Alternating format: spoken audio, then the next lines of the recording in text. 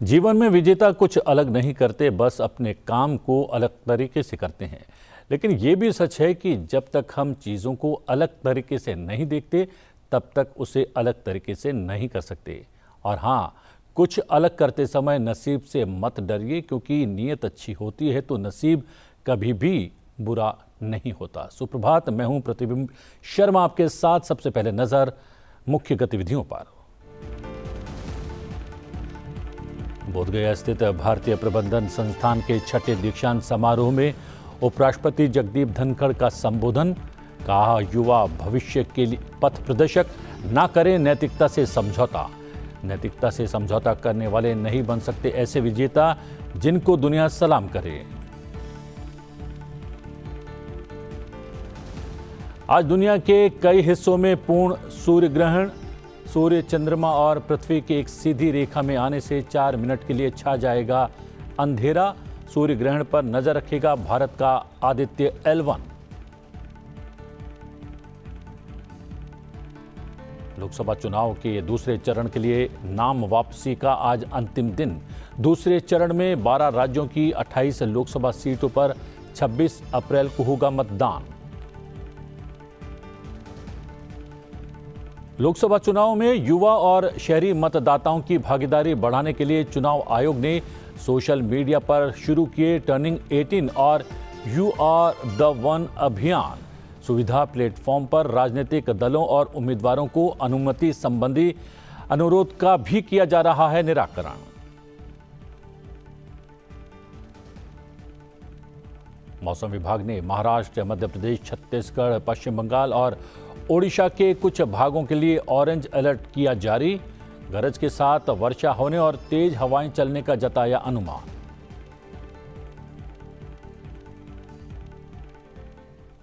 भारत ने Aditya L1 mission को launch कर अंतरिक्ष की दुनिया में परचम लहरा दिया था। अब आदित्य L1 आज होने वाले पूर्ण सूर्य ग्रहण पर नजर रखने वाला है। आज दुनिया के कई हिस्सों में पूर्ण सूर्य ग्रहण दिखाई देगा। सूर्य, चंद्रमा और पृथ्वी की एक सीधी रेखा में आने पर करीब 4 मिनट के लिए इन क्षेत्रों में अंधेरा छा जाएगा। इस दौरान आदित्य L1 सूर्य ग्रहण के दौरान सूर्य को लैग्रेंज पॉइंट 1 से ऑब्जर्व करेगा, जो पृथ्वी और सूर्य की 15 लाख किलोमीटर दूरी पर स्थित है। इसके 2 इंस्ट्रूमेंट्स प्राथमिक रूप से ग्रहण पर नजर रखेंगे। आदित्य L1 का सूट सूर्य ग्रहण की तस्वीरें खींचने वाला है। सूट निकट पराबैंगनी में और सौर प्रकाश मंडल और क्रोमोस्फीयर की तस्वीरें लेता है। सूर्य ग्रहण के दौरान पूरी दुनिया की नजर आदित्य L1 के कार्यकलाप पर लगी रहेंगी। उपराष्ट्रपति जगदीप धनखड़ ने नेतृत्व में मूल मूल्यों के महत्व को रेखांकित किया है और युवाओं को प्रलोभन और अनैतिक तौर तरीकों को लेकर आगाह भी किया है। उन्होंने कहा है कि नैतिक नेतृत्व पर समझौता नहीं किया जा सकता। नैतिकता से समझौता करने से आप उस तरह के विजेता नहीं बन सकते जिसे दुनिया सलाम करेगी। बोधगया स्थित भारतीय प्रबंधन संस्थान के छठे दीक्षांत समारोह में छात्रों और संकाय सदस्यों को संबोधित करते हुए उपराष्ट्रपति ने भारत के भविष्य के पथ प्रदर्शक के रूप में उनकी भूमिका पर प्रकाश डाला। उपराष्ट्रपति ने जोर देकर कहा कि मैं आपसे एक ऐसे समाज के प्रतिनिधि और दूत बनने का आग्रह करता हूं जहां कानून के शासन का ईमानदारी और कुशलता पूर्वक पालन किया जाता हो। Ethical leadership, and that is part of your oath. The directorate focused on ethical leadership. This is non-negotiable. If you compromise on ethics, then you can't be winner of the kind that the world will salute. You will be living in a silo because you have compromised ethical standards. Temptations will be amazing, like taking a shortcut. People love to take shortcuts. Even when there's a road available, they will say, why not take this shortcut? My experience tells me that this shortcut is very painful when you need. देश सुरक्षा के लिए आर्थिक राष्ट्रवाद के महत्व को रेखांकित करते हुए उपराष्ट्रपति ने नागरिकों से स्वदेशी और वोकल फॉर लोकल को राष्ट्रीय स्तर पर प्रभावी बनाने की अपील की। उन्होंने विस्तार से बताते हुए कहा कि ऐसा करने से हमारे विदेशी मुद्रा भंडार में महत्वपूर्ण सकारात्मक योगदान होगा, रोजगार के अवसर पैदा होंगे और उद्यमिता को बढ़ावा मिलेगा। Each of you present here today is a torchbearer of India's future. I have no doubt about it. When it comes to talent, intellect, and knowledge, you are one of the best in the world. And the kind of training you have got gives you sharper cutting edge. I encourage you to harness your talents and skills to script new chapters in India's growth story. And what a remarkable that story is going to be. The nation is on the rise, and economic trajectory, despite global headwinds, is continually upwards. National mood is upbeat with our surging global image. My suggestion is reach out and explore. Try different things. Be unconventional. Think out of the box. And assured you should ever be. You will never be starved of ideas. There are ample avenues for creation of employment than just being an employee. Lok Sabha चुनाव के दूसरे चरण के लिए नाम वापसी का आज अंतिम दिन है। दूसरे चरण में 12 राज्यों और केंद्र शासित प्रदेशों की 88 सीटों पर 26 अप्रैल को मतदान होगा। दूसरे चरण में असम, बिहार, छत्तीसगढ़, जम्मू कश्मीर, कर्नाटक, केरल, महाराष्ट्र, मध्य प्रदेश, राजस्थान, त्रिपुरा, उत्तर प्रदेश और पश्चिम बंगाल के अलावा बाहरी मणिपुर की एक सीट शामिल है। लोकसभा चुनाव के दूसरे चरण के लिए नामांकन पत्र भरने की प्रक्रिया 28 मार्च 2024 से शुरू की गई थी। भारत निर्वाचन आयोग ने इसके लिए राजपत्र अधिसूचना जारी की थी, जिसमें उम्मीदवारों को नामांकन पत्र भरने का 1 सप्ताह का समय दिया गया था। चुनाव आयोग मतदाताओं तक अपना संदेश पहुंचाने के लिए टर्निंग 18 और यू आर द वन अभियानों के माध्यम से आकर्षक विषयों, लोकप्रिय आइकॉन और जेन जेड सामग्री का उपयोग लगातार कर रहा है।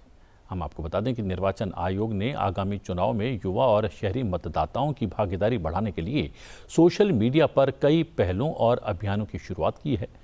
आयोग मतदाताओं तक अपना संदेश पहुंचाने के लिए टर्निंग 18 और यू आर द वन अभियानों के माध्यम से आकर्षक विषयों, लोकप्रिय आइकॉन और जेन जेड सामग्री का लगातार उपयोग कर रहा है। टर्निंग 18 अभियान का मुख्य उद्देश्य आगामी चुनाव में युवा मतदाताओं को आकर्षित करना है।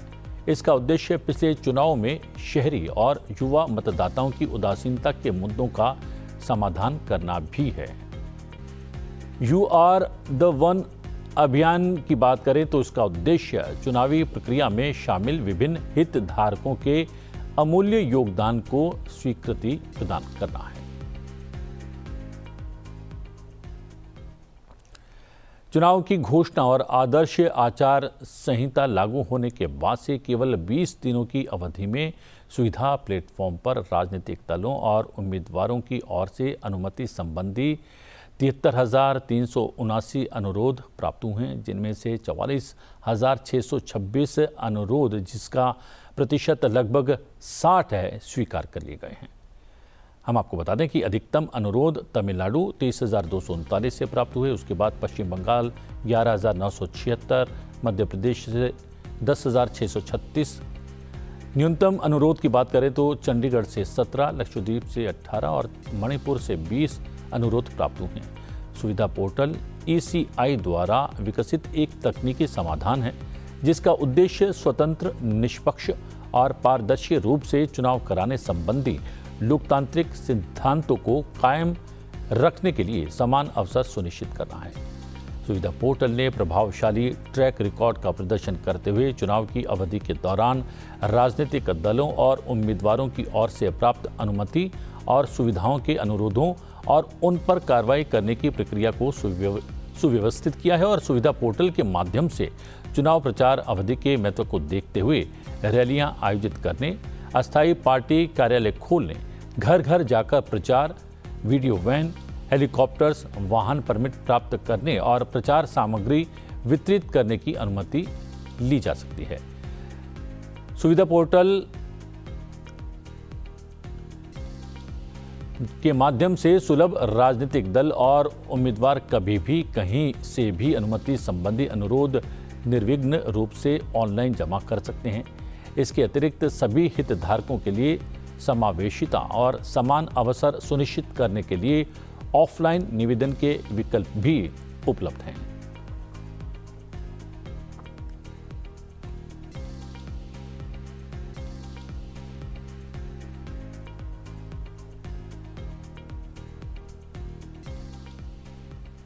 जी हाँ, पूरी चुनावी प्रक्रिया को सुगमता से निपटाने के लिए और इसे पारदर्शी बनाने के लिए बहुत कुछ किया गया है चुनाव आयोग की तरफ से। देखते हैं एक खास रिपोर्ट।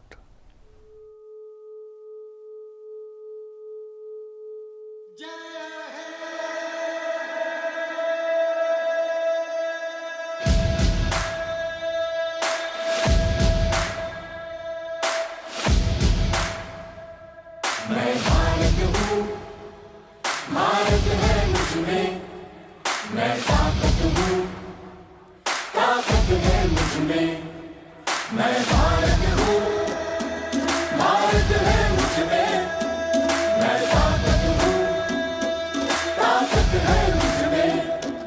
हम भारत को नतमस्तक है, हम योद्धा के दो हस्तक है, हम भारत भाग्य विधाता है, हम भारत के मतदाता है। मतदान देने जाएंगे भारत के लिए, भारत के लिए। भाव की ऊर्जा में रखा ये भारत, लोकतंत्र में सजा ये भारत, सबसे बड़ा त्योहार हमारा, यही कर्तव्य अधिकार हमारा। मतदान मतदान देने जाएंगे भारत के लिए, भारत के लिए। भारत हूँ, भारत है मुझमें, मैं ताकत हूँ, ताकत है मुझमें। पक्षपात ना धर्म जाति ना कोई स्वार्थ ना भेदभाव, हम भारत के मतदाता है, हम भारत के निर्माता है। मतदान मतदान देने जाएंगे भारत के लिए, भारत के लिए। कई सुरों से सजाए जनमन, कई रंगों से बना तिरंगा, कई बोलियां कई भाषाएं, एक सूत्र में बंधी आशाएं। मतदान मतदान देने जाएंगे भारत के लिए, भारत के लिए। भारत हूँ, भारत है मुझमें, मैं ताकत हूँ, ताकत है मुझमें। एक लक्ष्य है भारत के निर्माण का, एक वचन है सर्वधर्म सम्मान का, सर्वगुण भारत के संविधान का, वासुदेव कुटुंब के अभिमान का। मतदान मतदान देने जाएंगे भारत के लिए, भारत के लिए।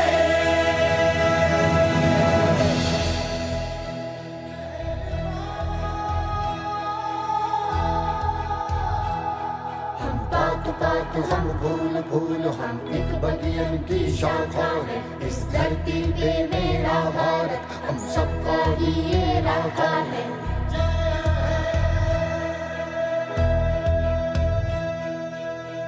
सत्यम भारत शिवम भारत, भक्ति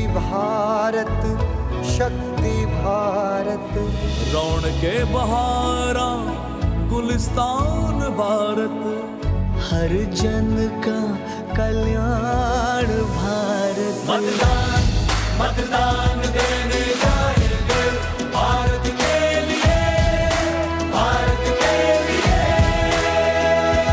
मैं भारत हूँ, भारत है मुझमें, मैं ताकत हूँ, ताकत है मुझमें। मैं भारत हूँ, भारत है मुझमें, मैं ताकत हूँ, ताकत है मुझमें। मैं भारत हूँ, भारत है मुझमें, मैं ताकत हूँ, ताकत है मुझमें।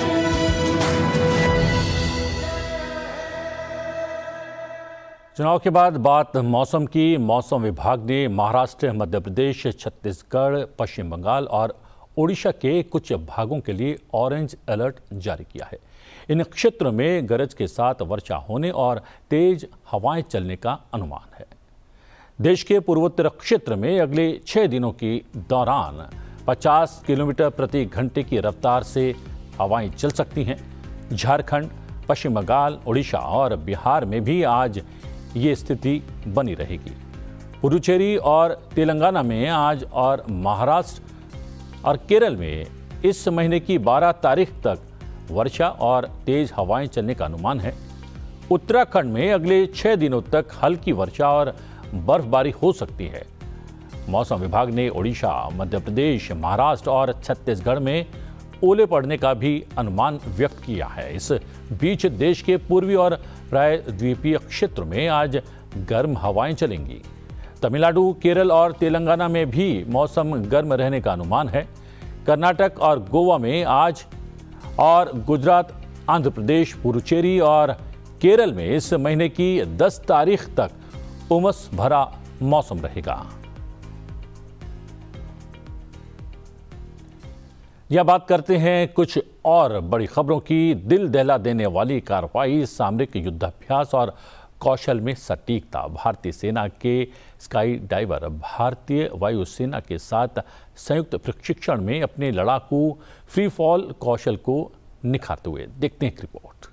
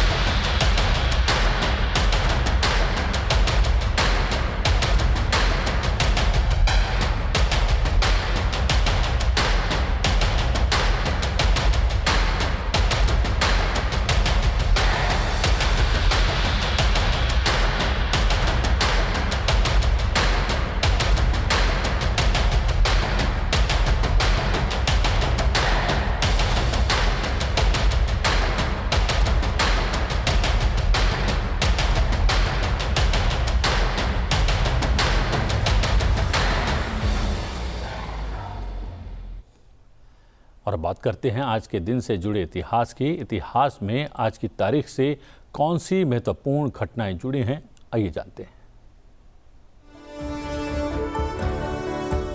8 अप्रैल साल 1857 को भारत के पहले स्वतंत्रता संग्राम के नायक मंगल पांडे को फांसी की सजा दी गई। 29 मार्च साल 1857 को ही मंगल पांडे ने पहले स्वतंत्रता संग्राम की नींव रखी। इस दिन कोलकाता के पास बैरकपुर छावनी में ईस्ट इंडिया कंपनी के अंग्रेज अफसर पर सिपाही मंगल पांडे ने गोली चलाई। अंग्रेजी शासन के खिलाफ भारत में यह पहला बड़ा आंदोलन था। ब्रिटिश सेना में रहते हुए उन्होंने अंग्रेजों के खिलाफ मोर्चा खोला। मंगल पांडे ने गाय की चर्बी युक्त कारतूस को मुंह से काटने से मना कर दिया था। मंगल पांडे की इसी देशभक्ति से जल्लाद भी प्रभावित थे। इसी कारण उन्होंने फांसी देने से इनकार कर दिया। उसके बाद कलकत्ता यानी आज के कोलकाता से जल्लाद बुलाए गए और आज ही के दिन सुबह बैरकपुर के परेड ग्राउंड में मंगल पांडे को फांसी दी गई। 8 अप्रैल साल 1929 को भगत सिंह ने बटुकेश्वर दत्त के साथ मिलकर अंग्रेजी हुकूमत के खिलाफ प्रदर्शन करते हुए सेंट्रल असेंबली में बम फेंका और इसके बाद इन दोनों ने इनकलाब जिंदाबाद, साम्राज्यवाद का नाश हो के नारे लगाए। बम फेंकने का उद्देश्य किसी को हानि पहुंचाना नहीं था, इसीलिए बम भी असेंबली में खाली स्थान पर ही फेंका गया। उस दौरान इन दोनों ने वहां पर्चे भी बांटे, जिसका प्रथम वाक्य था, बहरों को सुनाने के लिए विस्फोट के बहुत ऊंचे शब्दों की आवश्यकता होती है। भगत सिंह और बटुकेश्वर दत्त को गिरफ्तार करने के बाद दोनों पर ही लाहौर षड्यंत्र के तहत मुकदमा चला और बाद में इन पर सैंडर्स की हत्या का भी मुकदमा चला और अंततः 23 मार्च 1931 को भगत सिंह, राजगुरु और सुखदेव को फांसी दी गई। उल्सवम उत्सव के अवसर पर तिरुवनंतपुरम में मुत्तदा के पास अंचु मुक्कू देवी मंदिर में 1 लाख दीपक जलाए गए। चलते चलते आपको छोड़े जाते हैं इन विहंगम दृश्यों के साथ, लेकिन मुझे दीजिए आज्ञा। देखते रहिए सनसद टीवी। नमस्कार।